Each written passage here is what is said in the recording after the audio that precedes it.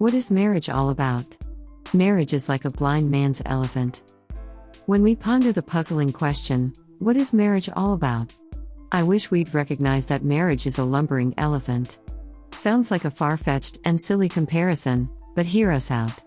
We want the fleeting sharp tang of romance, and we mistake it for love and the making of a solid marriage, but marriage doesn't have the soaring-in-the-sky quality of a brilliant flamingo. Elephants don't fly. We want a partner to share in all our sorrows and happiness, but an elephant doesn't do that either. It just is an elephant. It gives some nice shade when it chooses to stand between you and the sun, but then, it has to make that choice. You don't want to be caught beneath its bulk if it decides to take a snooze. You don't want to be anywhere near it if it is in the mood for a muddy bath or a dust shower. Or when it's raging mad because a tiny arrow dug into its hide. Same applies for when it's terrified too. What does it mean to be married? Marriage is just an elephant plodding along, going nowhere but to the next pond or grass or field. And although there are times when it takes to its heels, it doesn't do that for long, and even then, its sturdy legs come down hard on the ground. But remember, it walks with immense grace, and that is the answer to what is marriage all about.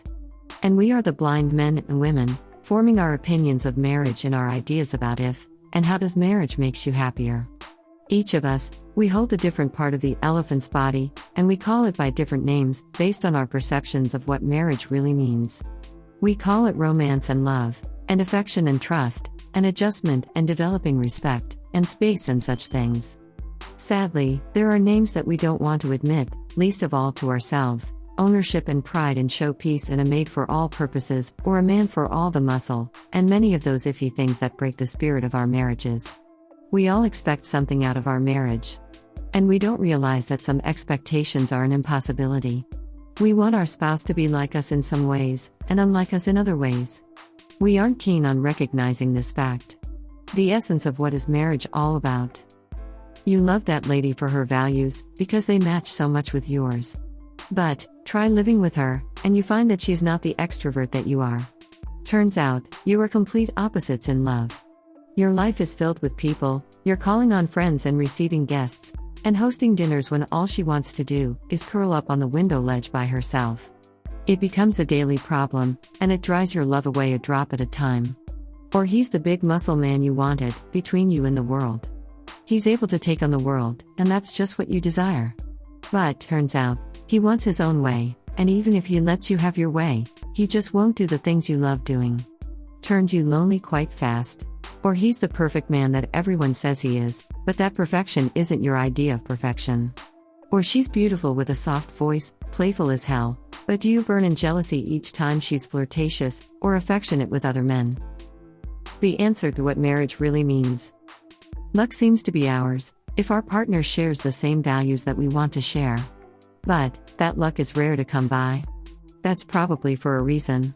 There's more to learn when that luck doesn't find us than when it does. So, we may as well get going with the learning. We could begin to see what we are and what we are not. Then we try to see what the partner is and what the partner isn't, as much as we are capable of seeing, and being patient in a relationship. Mind you, we still won't see everything. We cannot see the worst or the best side in ourselves, and in our partner until we are put to the test. But, the traits that lead up to it will be there. Deal with what you can see and you'll be more capable of dealing with the later shifts in the relationship. Marriage isn't just about your happiness, or some kind of gratification. It is love and friendship that requires work and persistence each day. So let's make a change in our way of thinking. Let's not try to change our partner's ways, but try to accept these when we ought to. Because that's what marriage really means. Let's not attack the other, but try to see our partner's viewpoint and leave it at that. Let's not wish for what we don't have, but see the good in what we do have. Stop chasing perfection and start creating it yourselves. Let's not label marriage as this or that. Let's recognize it for the big lumbering thing that it is, and let it bring out the best in us. Aren't we on our best behavior when we face an elephant, untethered and without its mahout? That's not adjustment, that's rising to the obstacle of marriage, and understanding what is marriage all about. FAQs. 1. What does marriage mean to you? Marriage is a sacred union of love, commitment and friendship. While it is a lifelong promise and commitment, it is not perfect. With its ups and downs, marriage is sort of like a roller coaster of feelings and emotions that you cannot get off of. 2.